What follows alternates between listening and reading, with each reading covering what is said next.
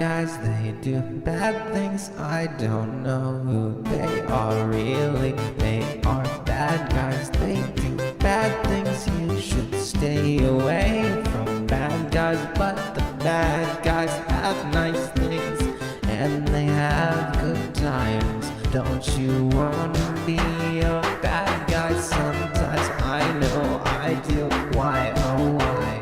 Don't you wanna be a bad guy? Do you wanna die? Oh, okay, we're on here. Yeah, the bot's going right now. Hello, welcome to the Eager Electronics Podcast. We're here with Alex, Andrew, and Sai, that's me. And we're going to talk about something with these people. One of them makes pedals, and one of them makes posts on the internet, and another one, who knows? Who knows? What do you do? Mostly I write What songs. do you do? You write songs? Yeah, Like Good do you, songs? I like to think they're good, but the thing is, I never have a lot of follow through on any of them. I kind of do it for me, and I do it a lot. do you have like a SoundCloud? Do you put stuff on SoundCloud? I've got a lot of stuff I've put on Bandcamp at various times. SoundCloud stuff is all really old. I should really do better about putting it somewhere where people can actually get it. All right, what's your Bandcamp? Girlswithdepression.bandcamp.com. Ghost And of I also have- Depression? Girls with depression. Depression. Girls Girls- with Depression. Girls with Depression. Okay. Yeah, that's the name I started using in 2010, and I stopped using it a couple times because I thought maybe that's too offensive, and then I started using it again because I just think Oh, it yeah. sounds really iconic. You have a lot of It's stuff. got- That's cool. Yeah, thank you. Yeah, I'm really interested in see what you think, Alex. I do the same thing. Like I'll just like write random music and then like never tell anybody about it and just upload it and then just for fun to do. Just a fun thing. How many songs do you think you've written? Probably like 100. Okay. Most of it's like just on my hard drive on my computer though, and I just never finish them or like half finish them or I don't know. I think it's worth it to go back to your favorite ones, and like anyone that sticks out to your memory is probably a better one. Anything that you already have memorized Oh yeah. and you keep going with that. Like the first signs of quality before you show it to other people are going to be like the ways you respond to your own work. Like you're going to be your first line of defense against terrible ideas, but also you're going to be the first thing there to love something that's good about your artwork. If something about your artwork makes you feel good, I think that's probably something real and something you should remember going forward as you keep developing it. Like the first thing that you started to like about it is one of those cathartic moments in the art making process, because everything sucks until it's good. That's true. Yeah, you gotta make it yourself. Make it your own. Yeah. Well, you have, and what I mean by the cathartic moment you need to have in the art making process is what? Anyway, good artwork usually makes you feel some kind of big moment, or not necessarily a big moment, but some kind of feeling. And chances are the artist has to have felt that feeling themselves in order to really communicate that, unless they've somehow accomplished it by accident. But usually, even in an abstract, accidental thing, like that experience of beauty is shared between the artist and the creator. So when you're ready to sit down and write a song, is it because you have an emotion that you need to get out of you? Sometimes it's been that way before. Usually lately, I just sit down to write a song because, like, that's what I do. I just start opening it up and I start thinking about, all right, well, I'll do something like this for the chorus and something like this for the verse. And then, ooh, they can blend. We lost him. Oh shit. We lost you for a second.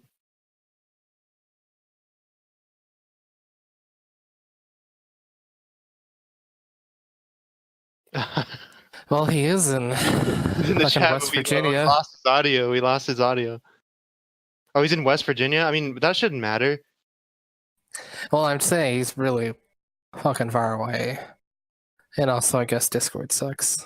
Do they have like dial-up only in West Virginia? Is that what's going on? Maybe. But man, I was getting into yeah, that. Yeah, for sure. Oh yeah, you should definitely listen to it because it's definitely interesting stuff. I'm definitely going to. I'll put a link in the podcast, I guess, for the Bandcamp. Yeah. Looks like he's got a lot of stuff.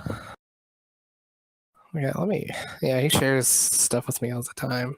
I was just getting into the conversation, and then he just got disconnected. I was like, oh no. Yeah. Okay. Where are It's you? like it's like when you're having a wet dream and you wake up, you know. God. My internet Hey. cut out. Oh, I'm sorry, dude. That was sorry that you got interrupted. It's what happens. I live So- out in the mountainous part of Virginia, and the internet is kind of shitty out here. Oh God. Can I how's the say weather? shitty on this You can say podcast, shitty. or do You we? can say whatever you want. Just say whatever you want. All right. Yeah. I mean, I said fuck the last time. All right, you did. You did say fuck the last time. So, what's the weather like in West Virginia right now? Oh, regular Virginia, Regular not West. Virginia? East Virginia. East Virginia? Whatever. Same thing. Andrew literally said West Virginia. Oh well, that's a mistake, Andrew.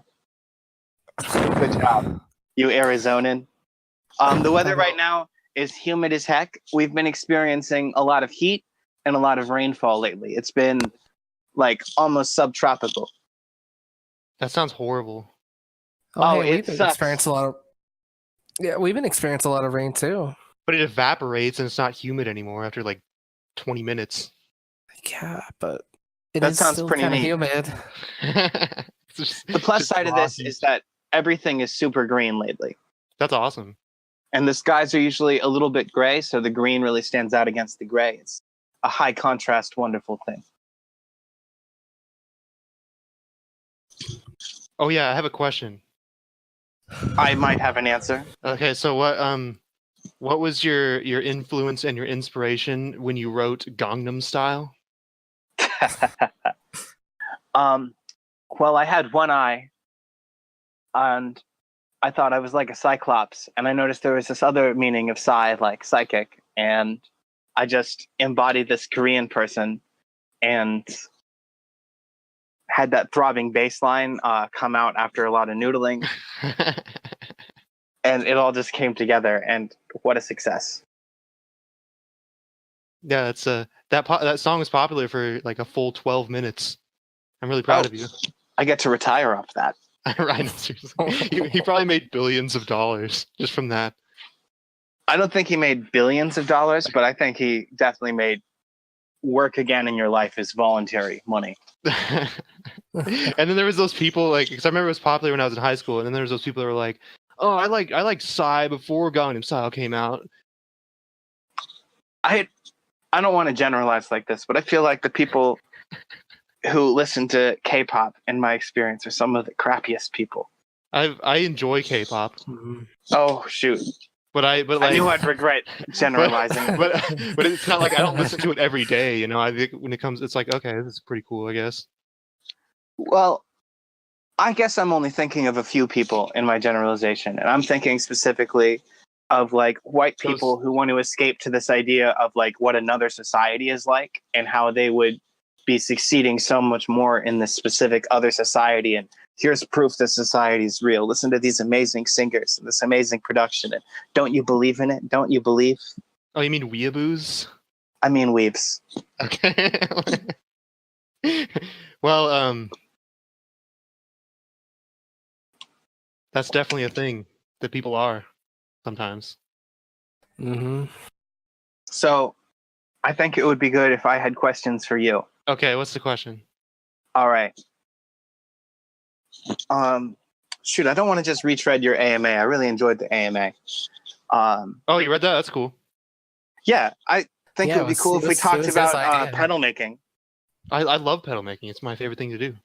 I know. I think pedals are cool. I love electronic effects. I don't have a lot of hardware that does electronic effects, and you actually know how to like make and manipulate hardware that does electronic effects. Have you ever done any circuit bending? Circuit bending? Oh, do you not even? Have you What's ever that? heard that? No, I haven't. What does that mean? It's when people take consumer electronics that usually already make noise, but that's not a strict requirement. and they manipulate the sound making capabilities of that thing to just do as much weird stuff as they can. Oh yeah, And some people will actually you're put talking- knobs onto things. They'll put potentiometers in places where potentiometers weren't meant to go, and they'll be able to invent whole new sound design systems. I saw a video on YouTube, and it was this guy, and he like got a bunch of Furbies, like he had like 200 Furbies, and like wired them all Mhm. together and made it like a MIDI controlled. So it was like a keyboard of Furbies. The Furby organ, I saw that. Yeah. Is that what you're talking about? No, that was more like a whole new thing they built, and yeah, it does involve the Furby thing. So I guess like there's a circuit bending component. I don't remember the specifics. This is more like when people take a children's piano keyboard thing, and they add extra knobs and switches to it that make it sound all like mangled and distorted in different amounts, and they get like a real synthesizer out of something that wasn't a synthesizer. Or they take an alarm clock and they take the tone generator in it and hook it up to a MIDI thing so they can actually play it. Oh, that sounds really sweet. Just like Oh. MacGyvering things together. Basically, the process, I've like looked into it, but like I tend to get squeamish about taking apart electronics. You open up your electronic device and you start with a paper clip or something, just touching all the things while it's hooked up to the batteries. And you keep making noises with the thing, and you see what changes the noises and where you can maybe add a resistor or a potentiometer or something that interrupts the pathway there, so that I you see what you're can saying. That's really interesting. yeah, so that you can create a new control on the sound.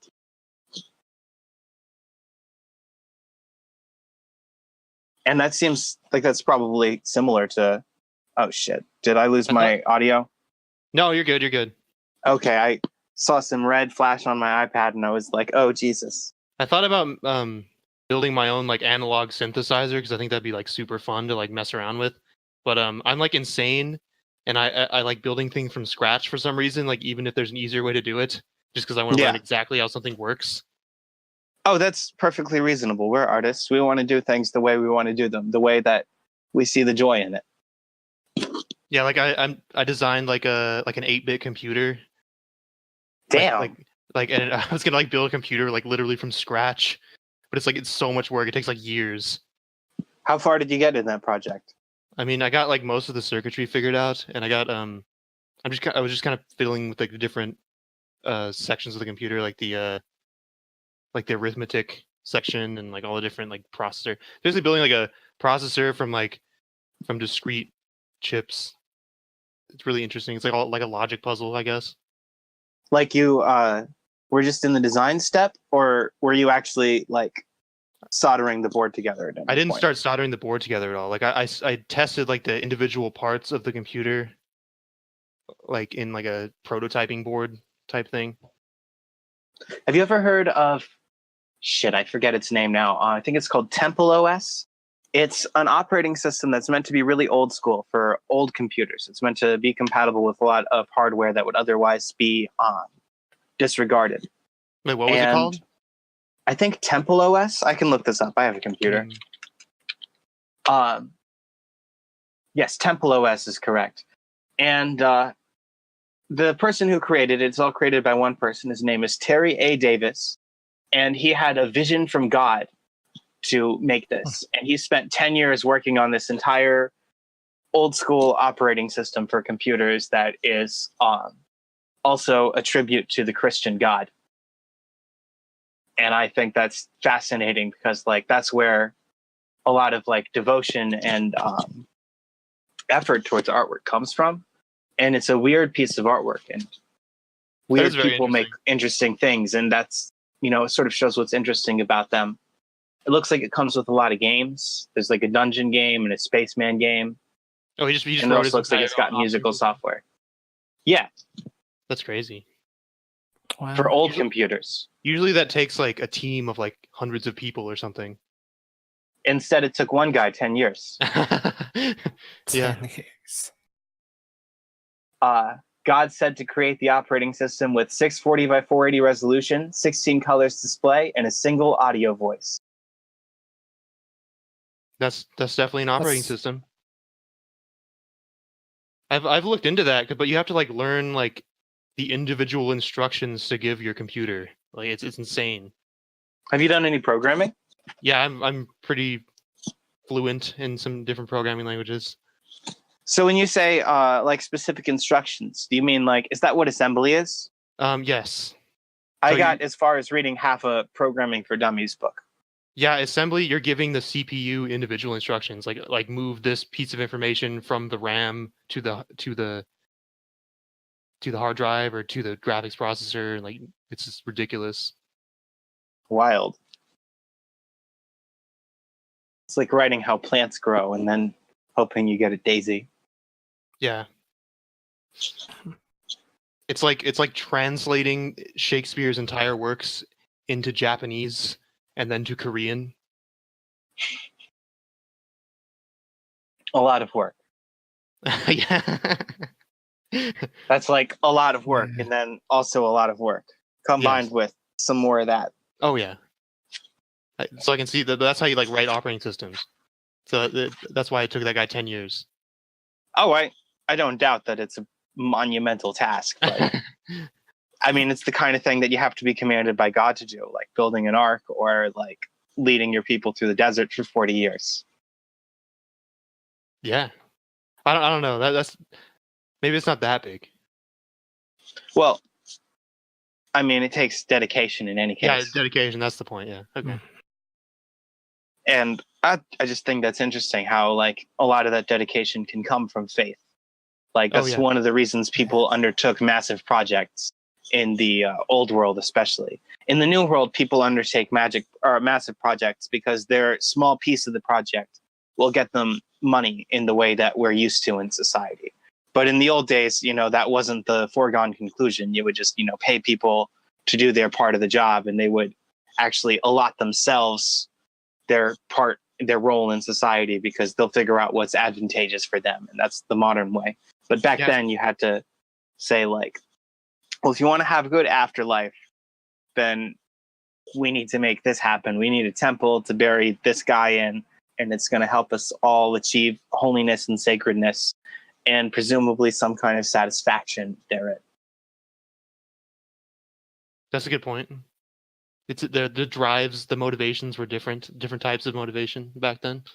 Yeah, there just are other systems besides the one that we live in. And I think that's fascinating. And then, like as artists, we have our own system for like making ourselves want to do work. And it runs out when it does. Like we have all these songs that we believe aren't finished. And we'd probably like them to get finished, but we don't have the ability to pay ourselves or promise the glory of God from ourselves and therefore get those songs written.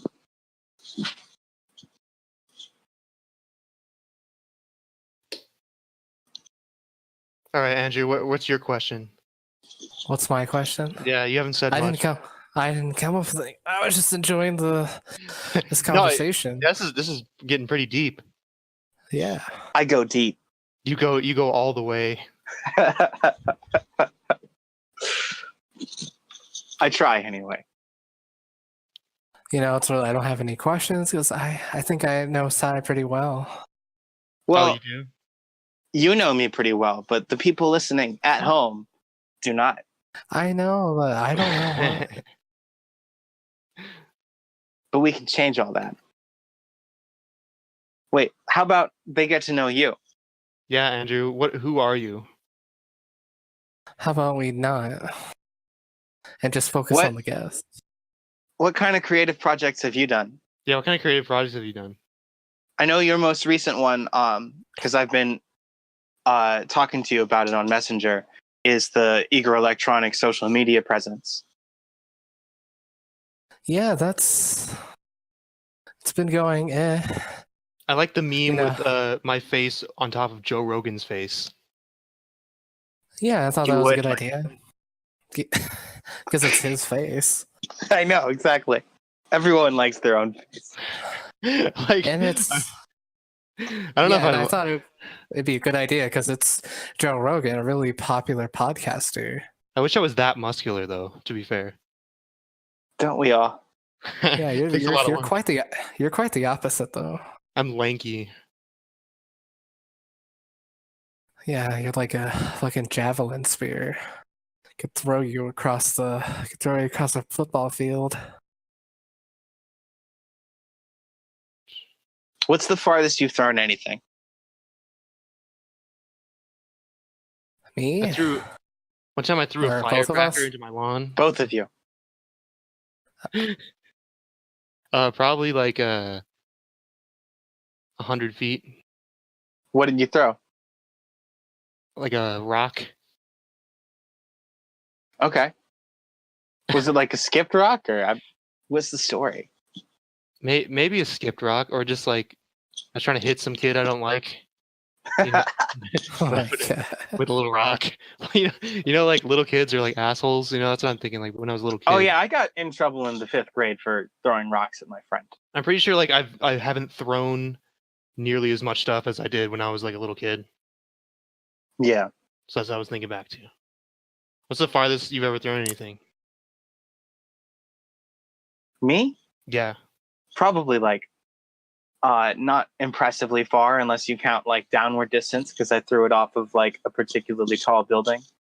I Holy think the shit. most distance I've ever gotten in anything I've thrown is like 40 or 50 feet. It would have been a ball. I did softball for a while, so like I tried to throw softballs as well as I could, but I was never great. 40 or 50 feet sounds like quite the exaggeration.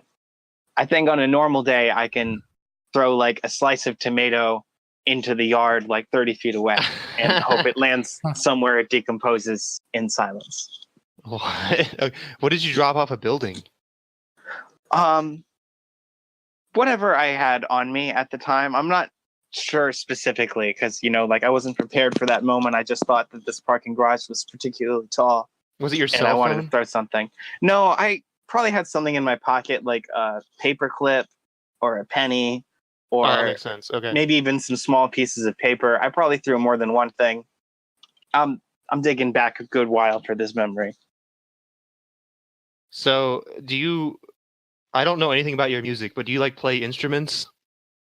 A little bit. I didn't start by playing instruments. I kind of I heard this lesson throughout my youth of like you can't learn instruments when you are like starting late. Like the time to learn instruments is when you're a child, and if you missed it, you missed it. So fuck you. And I was like, that sucks. But maybe this electronic stuff can still let me be the kind of musician I always wanted to be. And I got into that. And since then, after I started learning music theory and how to do all these piano roll things, I have found myself able to do keyboards a little bit just because I know what to play. And I'm not always like the fastest or the most steady. And sometimes I'll just straight up hit the wrong keys and, other amateur shit like that. But that's just what I picked up through learning how to compose over the years. Yeah, I like composing electronically sometimes because I think it's easier to get your ideas out right away than if you're just like fiddling around with like a guitar or something, and then you can maybe like add the guitar parts later or change it around. Yeah, it's really easy to say like, well, I need some pedal notes happening and some drones, and we're going to set the stage and the atmosphere and like this kind of chord progression. And then by the time you start actually like turning the microphone on and you start recording like a shaker or your voice or something like that, you already have like things going on that you got to do sort of by rote and by choosing like from a big library of which effects to go on them. And I don't know about the thing where you said that the only time to learn instruments is when you're a kid, because I feel know if that's really true. That's just something I heard a lot growing up, and it discouraged me. And I think wanted that a different way. Maybe It does because help. I was thinking maybe because it takes a long time and a lot of hours a day to learn an instrument, but if you're a kid, you have more of that free time. So maybe that's where it comes from. Also, people are just more comfortable forcing kids to like practice. And as adults, you're like, ugh, I don't wanna, and then you don't. I know it's true. It's the same thing about language. You have to learn another language when you're really young. Otherwise, it's much harder to learn it as a adult. That's been proven. It's probably true that it's genuinely harder, or at least you have more, the right inclinations to do things as a kid. I do think like there's some truth to the idea that like kids are geniuses and then we forget how to like be kids. Yeah, Like if you look at children's drawings, the way they will break down a human and draw a human is weird. It'll be like a bunch of balloons stacked together, and each of the fingers is another little balloon because there's 5 balloons on a human hand. Oh yeah. You definitely lose like Yes. some imagination when you grow up. I mean, like once you get a job and you're doing the same thing every day, it just becomes like your life becomes monotonous and it changes you. Well, I think before that happens, something else happens, and that's the feeling of like knowing the world. And there's like a huge difference when you're a kid and like you don't know the world yet and everything's new to you. And like the first time you like hear about a prison, you might even just want to go there and see one. And you don't feel that way like as an adult. You're like, oh, I should just stay away from prisons. They're bad. But when you're younger, you're like, bad? What's really bad? I want to see what the hell prisons are. Like you're more likely to take risks when you're a child. You're just excited about stuff, even bad stuff. Yeah. I can see that. And you can get that back if you want as an adult, but you sound a lot fucking sillier. And we're used to kids like just being excited about that kind of thing. yeah, There's something yeah. I think with like social expectation about like, this is who you are now. You can't be like that. And no one actually stops you, pulls you aside and says, you can't be excited about seeing what a prison is like anymore. But it tends to just happen because people are like, you have to be more empathetic. I think you're turning the idea of prison into some kind of exploitative entertainment or something like that. Or if I said like I want to go to a park and find ladybugs, people would just think I'm weird. Yeah, when you're an adult and you want to look at bugs, you either have to like really sink money into like having like equipment for it, or you have to make it part of your job. I don't know. I look at bugs. I don't Bugs think it's that weird. Bugs are badass, dude. Like those stag beetles, those big like pinchers. Oh, I bet you get way better bugs out in Arizona than we get out here. We don't get a lot of like all the. No, we don't really have bugs that are many bugs gross. here. Like all the bugs die and shrivel up in the heat. Because we don't have to like wrap up our like our flour or anything. 'Cause we don't have to worry about like bugs growing in them or anything. That's awesome. Yeah, it's like it's different. It's a different environment. If you don't wrap stuff up here, moths will grow in it. Yeah, exactly. We don't have Moths that are problem. just everywhere. There's so many moths. Moths aren't even fun to watch. Man, we They're get bugs fuzzy, like though. scorpions. Scorpions are badass, though. I mean, And they like glow in the dark when you put a black light on them. It's pretty cool. do you guys get fireflies out in Arizona? No, No, I've never even Fireflies. seen a firefly. I've never seen Oh one in my my entire God. life. Oh my god. I feel so privileged. I've been seeing fireflies every night. You privileged awesome. white male. Let's just go there. Fireflies. I want to be privileged. Don't we all, though? Yes. We all want to be privileged and entitled. It'll be so awesome. For sure.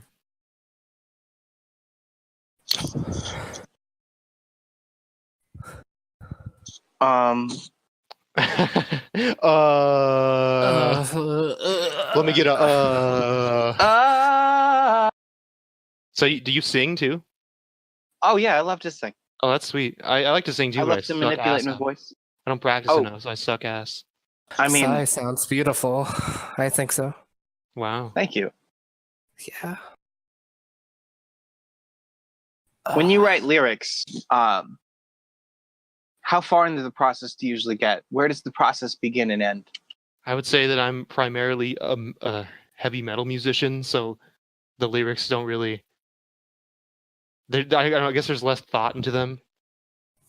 I think there's, still something to be said for heavy metal lyrics. There's a There's some- tendency towards, at least in, the classic iconic genre, there's a tendency towards battle imagery and epic stakes and demons and heaven and hell and violence in lyrical form. I think maybe I think about like telling a story or something like of what's happening. Yeah. Do you Oh. usually tell a story, or do you feel like that's optional? I usually tell a story. And you Oh, can hey, tell the Ella. story and be thoughtless about it? I mean, Alex, do you, okay, maybe thoughtless about the subject of the story, and then I think about about what the actual story is. What did you say, Andrew? I was gonna say, hey, do you have some of the lyrics we wrote together, Alex? I don't Back in think the day? I don't have any of that. I have no idea where that is. I think I do at home. Do I, so I have a friend that I jam with sometimes, and we wrote a song about like a satanic ritual or something, and it just goes into like a person walks into this like dark room, and then there's these like sights and smells and what's going on, and then this person realizes that they're in like a bad place, and then all this crazy stuff happens, and it kind of opens up and gets more exciting as the song goes on about the processes of the ritual. Well, that sounds like a good like build a or basis to build a song off of, because you're starting with, you know, like someone who is in a mysterious place, and as they come to their senses, like there's a reason for them to gradually be coming to be aware of the situation and to be kept in the dark for a while. And you can build onto these things. And you mentioned sights and smells, so it sounds like you're consciously doing like some sensory writing. You're trying to engage the senses of your listeners and not just their ears. So how do you approach lyrics? I usually start with like sounds. I start by Do you start with the instrumental part and then move to the lyrics after? Yeah, I make a beat. Sort of like in a hip hop context. I make myself a beat, and then I start playing the beat a few times over, and I over it until I get like what I feel like it's about, and I try to develop that. And I try to like write more lyrics about that and fit like a song structure, and try to get to something that sounds cool and flows and has imagery in it. Because that's interesting. I've seen people that do it the other way, where they just write out the lyrics first and then write the song like after. That sounds like a good way to do it, because I've been listening to a lot of Eminem lately. And what I've noticed about Eminem songs is you can always ask the question, what's the song about? And answer it with something like really direct and simple. Like, this song is about he's mad at his mother and he's telling the world and his mother everything she did wrong. Or this one is about going to a white trash party and this is what it's like. And it's not about excluding people. It's just about repping what you really are and what you're really a part of. And all these other examples, you can, you know, name any song and really talk about what it's about and how it's on point. But if you compare to like the Killers song, you can't really answer as easily, what is this about? Like, what is Mr. Brightside about? Or what is Somebody Told Me about? Or even When We Were Young. They're all a lot vaguer and sort of more just sensory and nothingy. And I think, I don't know, there's a difference. They appeal to different audiences at different times. Yeah, I see what you're saying. Like maybe different types of music have different approaches that are more common. Yeah, you definitely get a result that's indicative of the kind of process you use. It's just like with baking or cooking or something like that. There's a difference between cookies that you use a egg beater to beat and one that you just knead with your hands. Yeah. Like the process you use just gets you a different result. And I'm not saying like one is better or the other is better, because ultimately that's going to come out to taste.